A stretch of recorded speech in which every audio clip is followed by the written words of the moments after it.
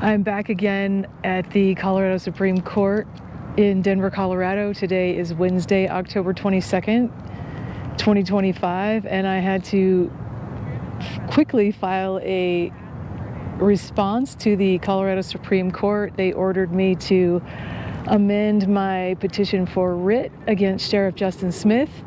The Colorado Supreme Court has ordered me to remove the one-page letter from the Colorado Supreme Court Office of Attorney Regulation Counsel. That one-page letter outlined just basic procedures for how the Colorado Supreme Court will be investigating Sheriff Justin Smith's attorney, Brian Reynolds. And so I had a very short window of time to file that amended petition as ordered by the court, and this is why. The rules in Colorado state that if you're not an attorney and you don't have an attorney, then you have to file everything in person at the Court of Appeals and the Colorado Supreme Court. That's a problem, considering that oftentimes I do not get orders from the court until either a day or two before the order has been issued due, or sometimes I don't even get the order before the deadline has expired. So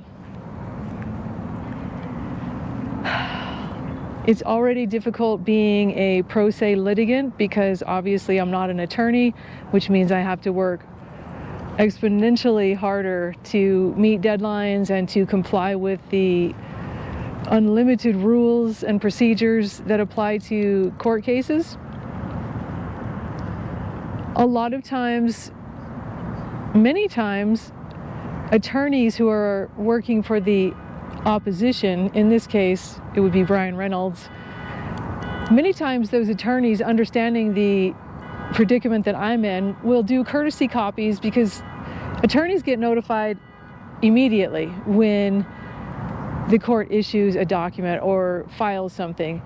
So attorneys already have the advantage, obviously, of being an attorney.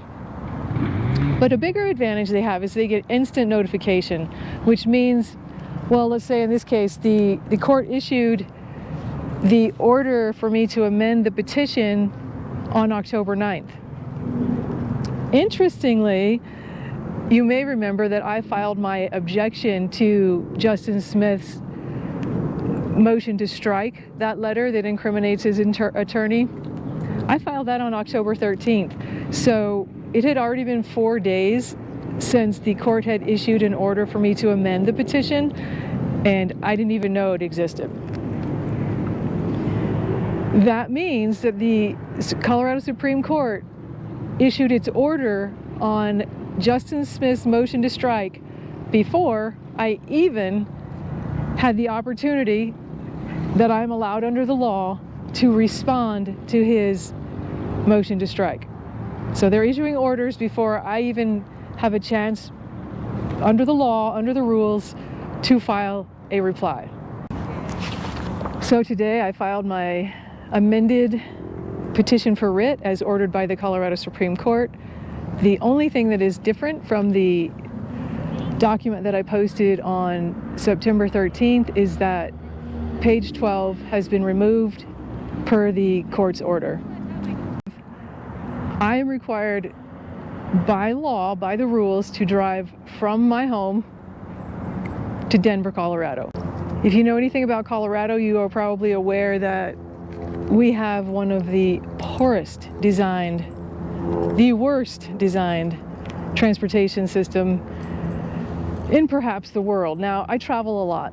I know a lot about metropolitan areas. I know that there are high density population areas that do not have the problems that Denver, Colorado and surrounding cities in Colorado have. This is not an accident that we have the worst design for our highways and interstates. It is intentional.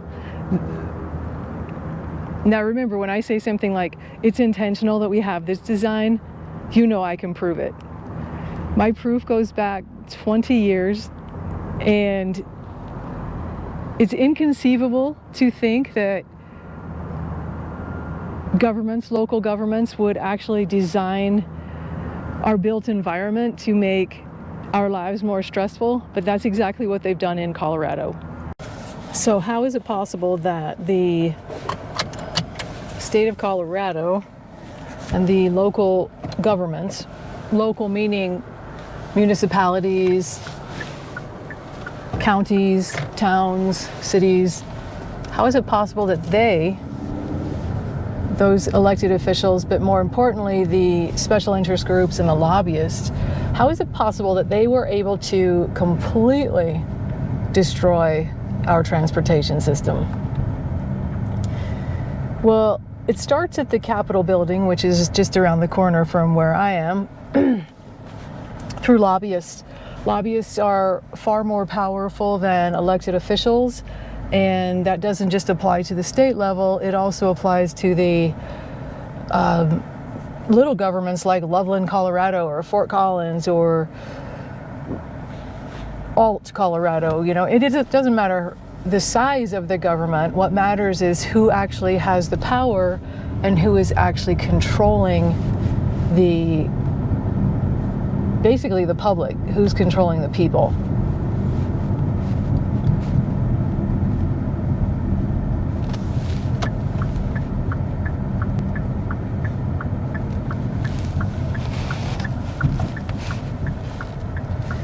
Specifically, this applies to any issue that anyone is facing, regardless of the size of your community.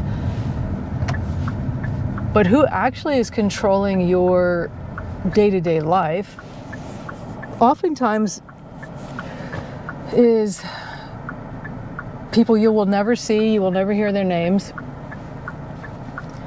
and you may be wondering, how in the world is this madness happening? Approximately 20 years ago, I started looking into those questions so that I could figure out what the answers were. Like, how is the city of Fort Collins losing its mind? Why doesn't it care about the people? And when I say the people, I mean everyone who lives there, regardless of your socioeconomic status. I wanted to know why is everybody being treated this way, not nice, and who's doing it? Well, it turns out that at the time, the city council wasn't even aware of policies that they had voted on or budget items they had voted to spend. And that's problem one. A lot of times the elected officials, especially in smaller communities like Fort Collins or Loveland, really aren't the brightest crayons in the box. And they're hungry for power, they're hungry for recognition, and they are elected because they are easiest to control. Now, not everybody falls in that category. There are some officials who are in politics because they truly care about the community. There are some officials who are incredibly intelligent, and when they get elected, they realize how not intelligent their fellow elected officials are not.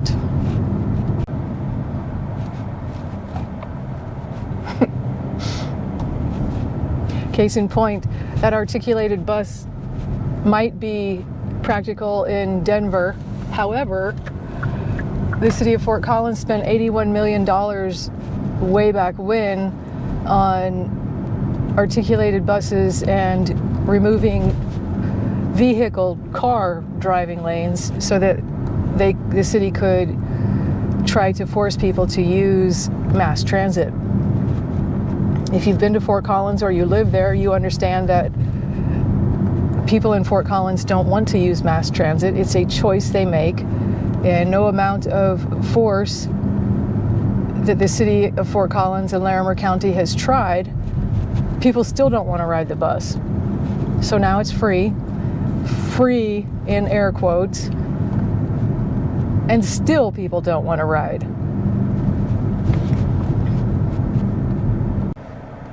And most people in Denver don't want to ride the bus either. Mass transit is not an appealing mode of transportation. And in my case, it's impossible. Now, when I was traveling in Europe, I had a great appreciation for the mass public transit in different European cities because it made sense. It actually worked. It was efficient. You could go from point A to point B relatively quickly, relatively inexpensively, and it made sense. And now look, I've tried to do this. I have tried to take a bus from where I live. Not possible. I've tried to take a bus from Fort Collins to the Colorado Supreme Court so that I can actually continue to work and be productive on these 4-hour, 6-hour driving trips. I've tried to do the bus. It doesn't work. If I would actually take a bus from Fort Collins to the Colorado Supreme Court in Denver, I would have to allow for 8 hours. And I would have to trust that I would actually make it to the Colorado Supreme Court before the place closed. Too big a risk, because if you miss a deadline at the Supreme Court or the Court of Appeals or at a district court or a county court, you're out of luck. So for the past 40 years, Northern Colorado has known that it needs many more lanes of travel on I-25. And it's really simple in Colorado. If you want to go north or south in the state, you use I-25. If you want to go east or west in the state, you use I-70. That's all we have here. And as I mentioned before, in vast travels throughout the United States and in other countries, Colorado is outrageously poorly designed as far as our main routes of vehicle travel. 2 interstates. That's it for the entire state. And it really doesn't matter when you travel. You can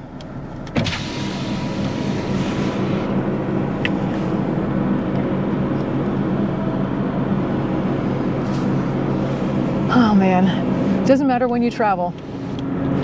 It can be middle of the night, middle of the day, early morning, late morning, early afternoon, late afternoon, early evening, late evening. It really doesn't matter.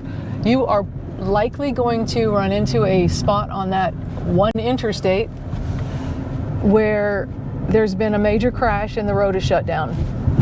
That means that if you're going to try to find an alternate route, you're going to be going through gravel roads, roads that have maximum speed limits of 30 or 40 miles an hour, stop and start, stoplights everywhere. So the system in Colorado is madness and is by design. Why did the state of Colorado choose to not invest money in our vehicle travel lanes and instead spend it on other stuff? Well, that's because special interest groups, in other words, rich people who want to control other people's daily living, did decide decades ago that they knew better than the rest of us. And they invested millions upon millions of dollars trying to force the masses to take mass transportation. And why did they want to do that? Well, because it makes sense for them. If everybody's on a bus, then these few little lanes we have are open to the people who can afford to pay to drive on the roads.